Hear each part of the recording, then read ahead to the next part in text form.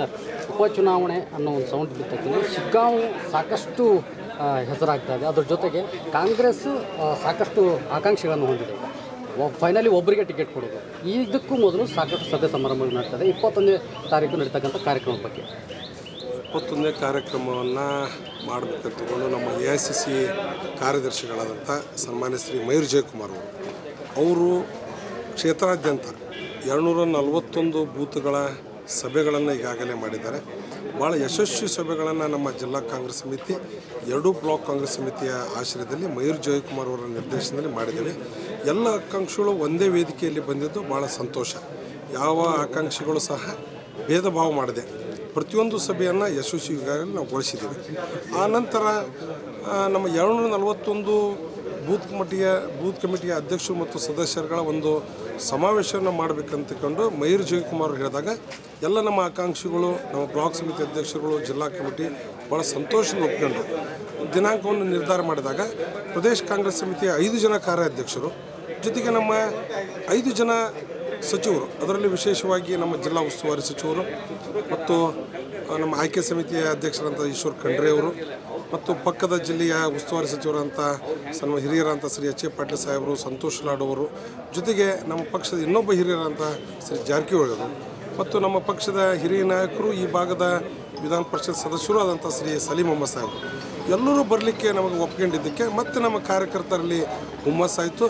ಇದನ್ನು ಒಂದು ಸಭೆಯ ಮೂಲಕ ವಿರೋಧಿಗಳಿಗೆ ಎಚ್ಚರ ಕೊಡುವಂಥ ಕೆಲಸವನ್ನು ಮಾಡುವುದು ಮತ್ತು ಪಕ್ಷದ ಸಂಘಟನೆ ಇನ್ನೂ ಚುರುಕಾಗಿ ಮಾಡಲು ನಮ್ಮ ಬೂತ್ ಕಮಿಟಿಯ ಅಧ್ಯಕ್ಷರು, ಸದಸ್ಯರ ಹೊಣೆಗಾರಿಕೆ ಬಗ್ಗೆಯೂ ಕುರಿತು ಅವತ್ತು ಎಲ್ಲ ನಮ್ಮ ಹಿರಿಯ ನಾಯಕರು ಮಾತಾಡ್ತಾರೆ. ಹೀಗಾಗಿ ನಮ್ಮ 5,000 ಜನದಷ್ಟು ಕಾರ್ಯಕರ್ತರ ಪಡೆ ಅವತ್ತು ಕೂಡುತ್ತದೆ. ಅತ್ಯಂತ ಯಶಸ್ವಿ ಸಭೆ ಆಗ್ತದೆ. ಸರ್, ಈಗ ಒಂದು ಶಿಗ್ಗಾಂವ್ ಉಪಚುನಾವಣೆ ಅಂದ ತಕ್ಷಣ ಒಂದು ಇದು ಅಂತ ಕೇಳ್ಬರ್ತಾರೆ ವಿಷಯ. ಅಂದರೆ ಈಗ 4-5 ಪೀರಿಯಡು ಮುಸ್ಲಿಮರಿಗೆ ಟಿಕೆಟ್ ಕೊಟ್ಟರು. ಈಗ ಈ ಬಾರಿ ಲಿಂಗಾಯತ ಸಮುದಾಯ ಕೂಡ ಒತ್ತಾಯ ಮಾಡ್ತಾ ಇದೆ. 4 ಪೀರಿಯಡ್ ಕೊಟ್ಟಿದ್ದೀರಿ, ಈಗ ಸಾಕು ಲಿಂಗಾಯತರು ಕೊಡಿ ಅನ್ನೋ ಒಂದು ಜನರು ಬದಲಾವಣೆ ಬಯಸಿದ್ದಾರೆ ಅಂತ. ಈ ನೀವು ಕೂಡ ಪ್ರಬಲ ಆಕಾಂಕ್ಷಿ, ಇದ್ರ ಬಗ್ಗೆ ಏನು ಹೇಳಕ್ಕೆ ಇಷ್ಟಪಡ್ತೀರಿ?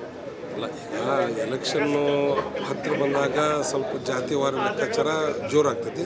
ಅದರಲ್ಲೂ ಅಲ್ಲಿಯ ಅಲ್ಪಸಂಖ್ಯಾತರು ನಮಗೆ ಇನ್ನೊಂದು ಬಾರಿ ಅವಕಾಶ ಕೊಡಿ ಅಂತ ಕೇಳ್ತಾ ಇದ್ದಾರೆ. ತಪ್ಪೇನಿಲ್ಲ. ಜೊತೆಗೆ ನಾವು ಈ ಕಡೆ ಎಲ್ಲ ಸಮಾಜದವರು, ಲಿಂಗಾಯತ ಸಮುದಾಯದವರು ಇರ್ಬೋದು, ಇತರೆ ಕುರುಬ ಸಮಾಜದವರು ಇರ್ಬೋದು, ಎಲ್ಲರೂ ಇವತ್ತು ಟಿಕೆಟ್ ಕೇಳ್ತಾ ಇದ್ದಾರೆ. ತಪ್ಪೇನಿಲ್ಲ. ನಾನು ಸಹ ಒಬ್ಬ ಪ್ರಬಲವಾಗಿ ನಾನು ಟಿಕೆಟ್ ಕೇಳ್ತಾ ಇದ್ದೇನೆ. ಜಾತಿ ಲೆಕ್ಕಾಚಾರದಲ್ಲಿ ವೀರಶೈವ ಲಿಂಗಾಯತರಿಗೆ ಕೊಡೋದೇನಾದರೂ ಚರ್ಚೆ ಆತಂದರೆ ನಮ್ಮನ್ನು ಆದ್ಯತೆ ನೀಡಿ ಅಂತ ನಾವು ಕೇಳ್ಕೊಂಡಿದ್ದೀವಿ. ಆದರೆ ಕೊನೆಯದಾಗಿ ಪಕ್ಷದ ನಿರ್ಧಾರಕ್ಕೆ ನಾವೆಲ್ಲರೂ ಬದ್ಧರಾಗ್ತೇವೆ. ಇದು 21ನೇ ತಾರೀಕಿನ ಫೈನಲಿ 21ನೇ ತಾರೀಕಿನ ಕಾರ್ಯಕ್ರಮ ಒಂದು ದೊಡ್ಡ ಮಟ್ಟದಲ್ಲಿ ಶುಭಾರಂಭ ಅನ್ನೋದನ್ನು ನೀವು ಹೇಳ್ತಾ ಇದ್ದೀವಿ. ರಣಕಾಳೆ ಹೊತ್ತು. ರಣಕಾಳೆ. ಹೌದು. ಏನೇನೆಲ್ಲ ಇರುತ್ತೆ ಸರ್ ಅವತ್ತು? ಏನಿಲ್ಲ, ನಮ್ಮ ಪಕ್ಷದ ನಾಯಕರೆಲ್ಲ ಬರ್ತಾ ಇದ್ದಾರೆ.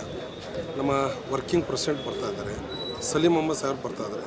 ಎಲ್ಲರೂ ಒಂದೊಂದು ಕ್ಷೇತ್ರದಲ್ಲಿ ಒಂದೊಂದು ಕಡೆ ಕೆಲವೊಂದು ವಿಚಾರಧಾರೆಗಳನ್ನ ನಮ್ಮ ಪಕ್ಷದ ಕಾರ್ಯಕರ್ತರಿಗೆ ನೈತಿಕ ಸ್ಥೈರ್ಯವನ್ನು ತುಂಬೋದ್ರ ಜೊತೆಗೆ ಬೂತ್ ಮಟ್ಟದಲ್ಲಿ ಇನ್ನೂ ನಮ್ಮ ಕಳೆದ 2-3 ಚುನಾವಣೆಗಿಂತ ಆ ಬೂತ್ ಮಟ್ಟದಲ್ಲಿ ಹೆಚ್ಚು ಮತಗಳನ್ನು ಕಾಂಗ್ರೆಸ್ ಪಕ್ಷಕ್ಕೆ ಕೊಡಿಸಲಿಕ್ಕೆ ಅವರ ಕಾರ್ಯವೈಖರಿಗಳೇನು, ಇನ್ನು ಯಾವ ರೀತಿಯಾಗಿ ಸಂಘಟನಾತ್ಮಕವಾಗಿ ಕೆಲಸ ಮಾಡಬೇಕು, ಕ್ರಿಯಾಶೀಲರಾಗಿ ನಮ್ಮ ಬೂತ್ ಮಟ್ಟದ ಅಧ್ಯಕ್ಷರು ಕೆಲಸ ಮಾಡಬೇಕು, ಇವೆಲ್ಲಗಳನ್ನು ನಮ್ಮ ನಾಯಕರುಗಳು ಮಾಡಿ ಪಕ್ಷದ ಕಾರ್ಯಕರ್ತರಲ್ಲಿ, ನಮ್ಮ ಬೂತ್ ಕಮಿಟಿ ಸದಸ್ಯರಲ್ಲಿ ಇನ್ನೂ ಹೊಸ ಚೈತನ್ಯವನ್ನು ಮೂಡಿಸಿ ರಣರಂಗಕ್ಕೆ ರೆಡಿ ಆಗಲಿ ಅಂತ ಕರೆ ಕೊಡಲಿಕ್ಕೆ ಬರ್ತಾ ಇದ್ದಾರೆ.